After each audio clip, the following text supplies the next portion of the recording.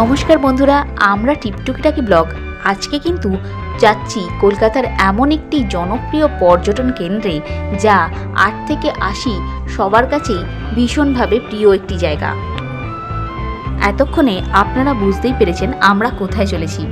হ্যাঁ বন্ধুরা, এটি কলকাতার অন্যতম ফেমাস জায়গা আলিপুর চিড়িয়াখানা। 2 থেকে 5 বছর বয়সী বাচ্চাদের জন্য 20 টাকা এবং বড়দের জন্য 50 টাকা টিকিট কেটে ভিতরে প্রবেশ করতে হবে। অনলাইন টিকিটেরও কিন্তু ব্যবস্থা রয়েছে এখানে। ভিতরে প্রবেশ করেই দেখতে পারবেন একটি বড় ম্যাপ রয়েছে, যেখানে জীবজন্তুর অবস্থান দেওয়া রয়েছে। এই ভর গরমে আমরা চলে এলাম চিড়িয়াখানায়। দেখুন, মার্চ মাসের সময়, তাও ভালোই লাগছে। আজ ওয়েদারও খুব ভালো, কিন্তু একটু গরম আছে। খুব সুন্দর সাজানো গোছানো।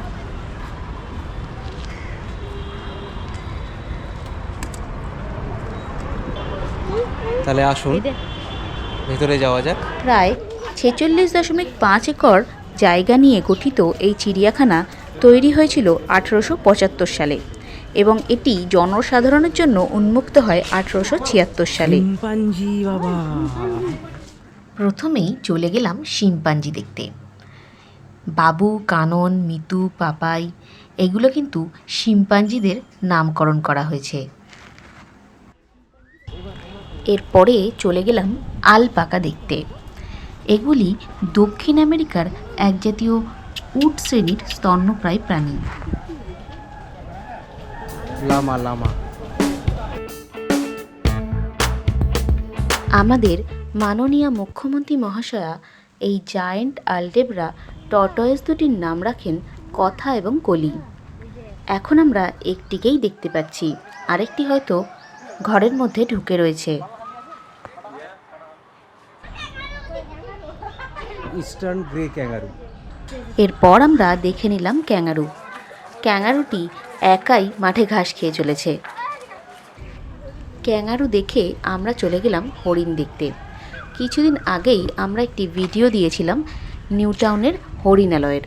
সেখানে কিন্তু আমরা দেখেছি প্রচুর স্পটেড ডিয়ার এবং বার্কিং ডিয়ার। সেই ভিডিও আপনারা যদি না দেখে থাকেন, অবশ্যই আমাদের চ্যানেলে গিয়ে দেখে নিতে পারেন। এরপর আমরা দেখতে চলে এসেছি মেছো কুমির বা ঘড়িয়াল। এই ঘড়িয়ালের ভিডিও কিন্তু আমরা আগেও আপনাদের দেখিয়েছি আমাদের বেথুয়ায় দিনরাত ভিডিওটিতে। সেই ভিডিওটিতে আপনাদের অসম্ভব সাড়া মিলেছিল, তার জন্য অসংখ্য ধন্যবাদ।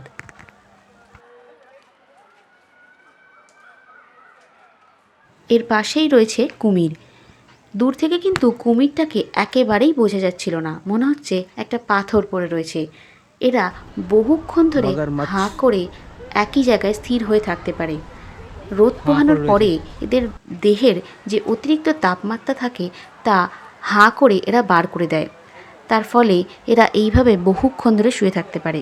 আর তাছাড়া শিকার ধরার কিন্তু এটা ওদের একটা টেকনিক। সরীসৃপ ভ্রমণে ভিডিও বা ফটোগ্রাফি রেস্ট্রিক্টেড থাকায় আমরা করতে পারিনি, তবে এখানে অ্যানাকোন্ডা, চন্দ্রবোরা, অজগর, লাউডকা বিভিন্ন রকমের সাপ রয়েছে।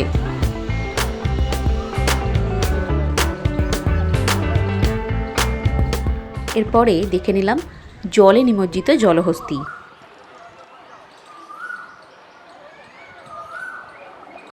এরপরে আমরা চলে এলাম চিতাবাঘ দেখতে। দুটো চিতাবাঘ দেখেই মনে হলো দুপুর রোদে যেন একটু জিরিয়ে নিচ্ছে।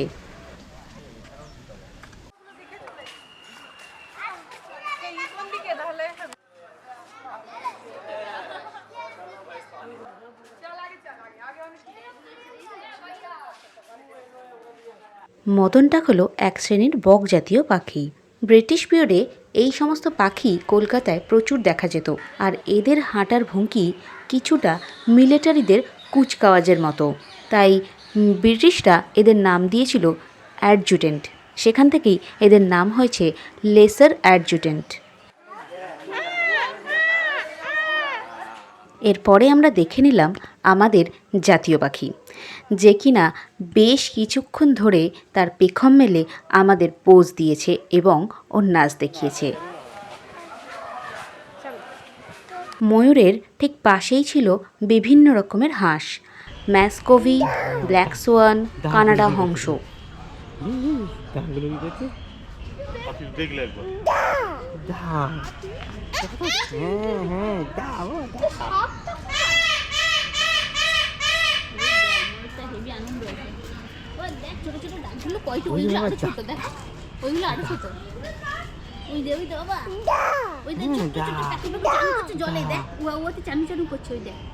এই সমস্ত হাঁসেদের বাচ্চাগুলোকে দেখতে কিন্তু দারুণ লাগছিল। ছোট ছোট ছানাগুলো জলের মধ্যে খেলে বেড়াচ্ছে। এরপর আমরা দেখে নিলাম ক্রাউন ক্রেন। এই পাখিটির মাথার উপর সোনালি পালক দিয়ে খানিকটা ঝুঁটি রয়েছে, যা কিছুটা রাজমুকুটের মতো দেখতে লাগে। এটি সারস শ্রেণীর পাখি, তবে সারসরা কিন্তু গাছে বসতে পারে না, কিন্তু এই জাতীয় পাখি কিন্তু গাছে বসতে পারে।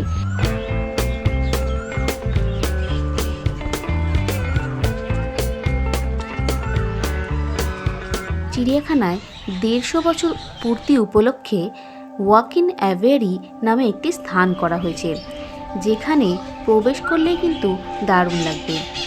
সেখানে আপনি থাকবেন খাঁচার মধ্যে এবং পাখিরা থাকবে উন্মুক্ত জায়গায়। চিড়িয়াখানা বোধহয় এরকমই হওয়া উচিত। 60 মিটার লম্বা কাচের ঘেরা পথটিতে আপনি উন্মুক্ত অবস্থায় বেশ কাছ থেকে পাখিগুলোকে কিন্তু দেখতে পারবেন। জায়গাটা সত্যিই ভালো লাগবে। এখানে চলতে চলতে দেখতে পারবেন পাখিদের আলাদা খাবার জায়গা রয়েছে, বসার জায়গা রয়েছে, জল খাওয়ার জায়গা রয়েছে, এমনকি জলে স্নান করারও জায়গা রয়েছে।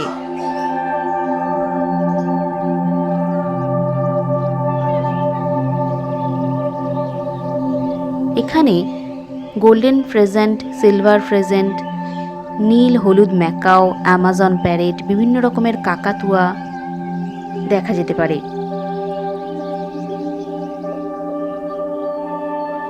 এটি হলো কিং ভালচার। এদের ঠোঁটে ভীষণ জোর। শকুনরা যখন কোনো কিছু ছিঁড়ে খেতে পারে না, তখন এদের অপেক্ষা করে। আলিপুর চিড়িয়াখানায় 150 বছর পূর্তি উপলক্ষে একটি অডিও ভিজুয়াল সেন্টার বা মিউজিয়াম গ্যালারি তৈরি করা হয়েছে। সেটি কিন্তু রয়েছে ঐতিহাসিক প্রশাসনিক ভবন বা হেরিটেজ বিল্ডিংয়ে। এবারে আমরা চলে এলাম টাইগার এবং লায়ন জোনে। চলুন একে একে সেগুলিকে দেখে নেওয়া যাক।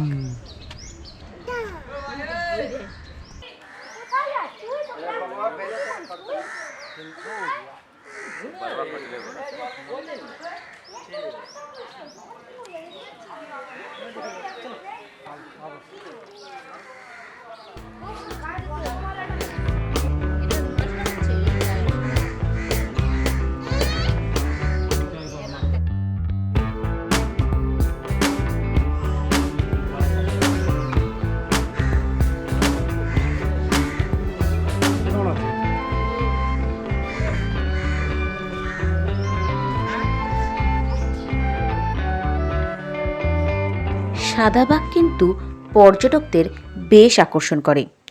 আলিপুর চিড়িয়াখানায় 2024 সালে বিশাখাপত্তনম থেকে এই সাদা বাঘটিকে আনা হয়েছিল।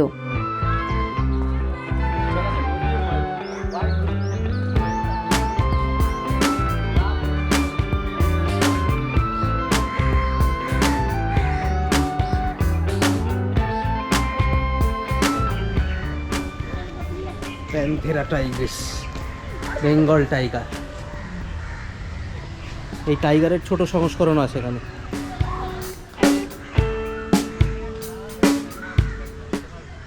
বেশ কিছু জীবজন্তুকে দেখার জন্য কাঁচের দেওয়াল করা হয়েছে। তার ফলে দর্শকরা এদেরকে কাছ থেকে এবং স্পষ্টভাবে দেখতে পারে।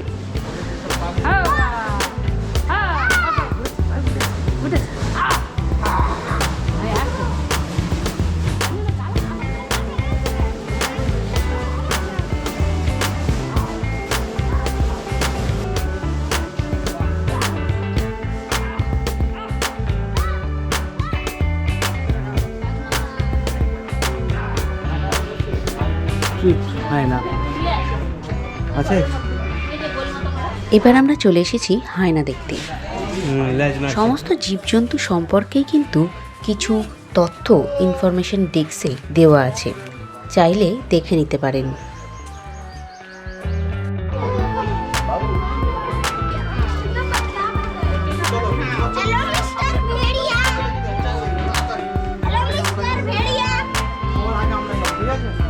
এখন আমরা দেখছি নেকড়ে বা উল্ফ। এই উল্ফ শব্দটা কিন্তু মনে পড়লে আমার মনে চলে আসে ছোটোবেলায় আমরা জঙ্গল বুক দেখতাম, আর এই জঙ্গল বুকে মোগলি কিন্তু মানুষ হয়েছিল এই উল্ফদের কাছেই। আপনারা কারা কারা ছোটোবেলায় জঙ্গল বুক দেখতে ভালোবাসতেন বলেন তো? অবশ্যই কমেন্ট বক্সে জানাবেন। এবার কিন্তু আমরা দেখতে এসেছি আমাদের অতি পরিচিত শিয়ালকে। গ্রামে গঞ্জে বিভিন্ন জায়গাতেই কিন্তু শিয়াল দেখা যায়, আর এদের বুদ্ধিমত্তার পরিচয় কিন্তু আমরা ছোটবেলা থেকেই বিভিন্ন বইতে পেয়ে থাকি। চিড়িয়াখানায় ছোট্ট একটা ব্রেক নেওয়ার জন্য কিন্তু এই জায়গাটা রয়েছে। মোটামুটি সবই রয়েছে একই জায়গায়। আইসক্রিমের স্টপ, জল খাওয়ার জায়গা এবং শৌচালয়।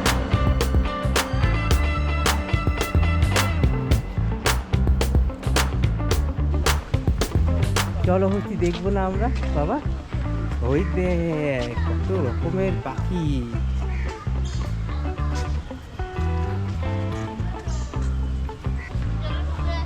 জলে ডুবে আছে, সামনে জলহস্তি আর পেছনে জলহস্তি কিন্তু জলের মধ্যে বেশিক্ষণ সময় থাকলেও এরা সাঁতার কাটতে পারে না। জলের মধ্যে মাটিতে পা দিয়ে এরা এগিয়ে যায়। বাবা বাবা, ওই জলহস্তি দেখেছি বাবা, জলে ডুবে আছে আর অনেকক্ষণ নিঃশ্বাস বন্ধ করে রাখতে পারে।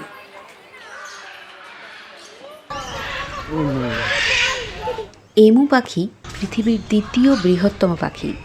এরা কিন্তু উড়তে পারে না, তবে প্রায় 50 কিলোমিটার বেগে দৌড়াতে পারে। এটি হলো আমেরিকান বেল্ট ঈগল। এরা পাখিদের মধ্যে সবচেয়ে বড় বাসা তৈরি করতে পারে, প্রায় 1 কেজি থেকে 1 টন পর্যন্ত।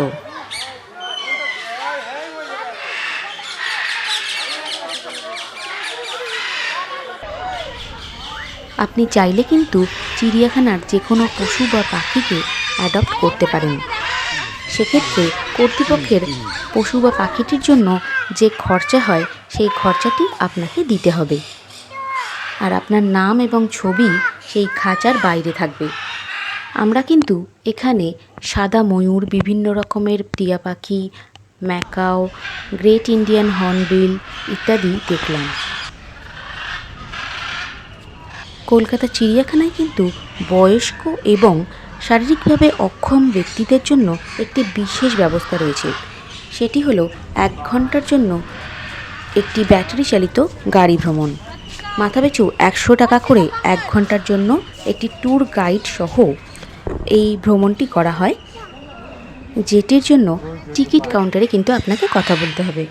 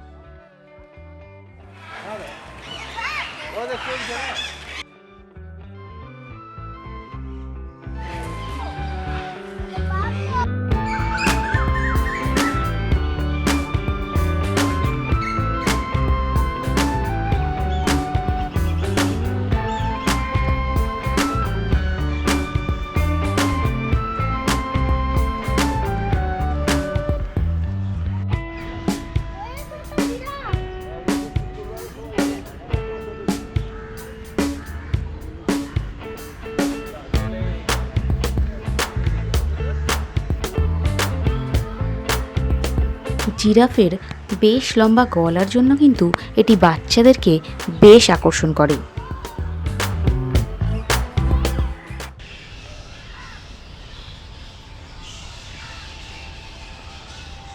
চিড়িয়াখানায় এই ব্রিজটির উপর দিয়ে হাঁটতে কিন্তু বেশ ভালো লাগে।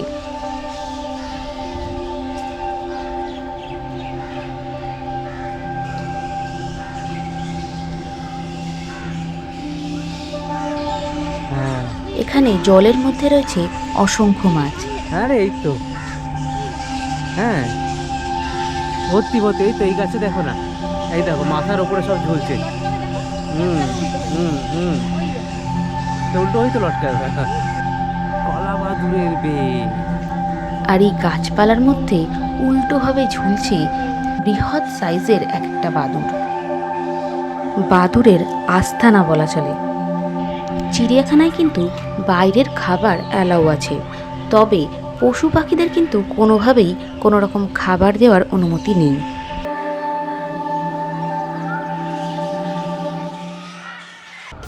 Zoological garden.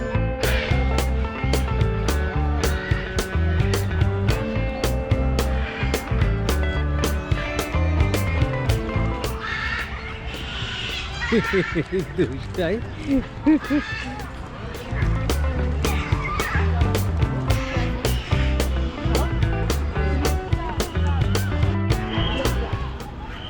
একদম শেষে আমরা পৌঁছে গেলাম চিড়িয়াখানার সেলফি জোনে। তাহলে আজকের মতো আলিপুর জু দেখা এখানেই শেষ হলো। চলুন তাহলে বাইরের দিকে এগোনো যাক।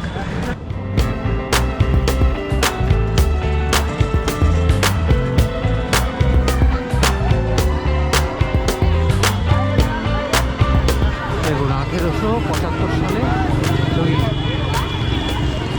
এই হলো আমাদের আলিপুর জু। তাহলে বন্ধুরা, ভিডিওটি কেমন লাগলো কমেন্ট করতে কিন্তু ভুলবেন না।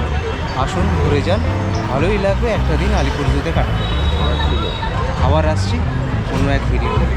ধন্যবাদ।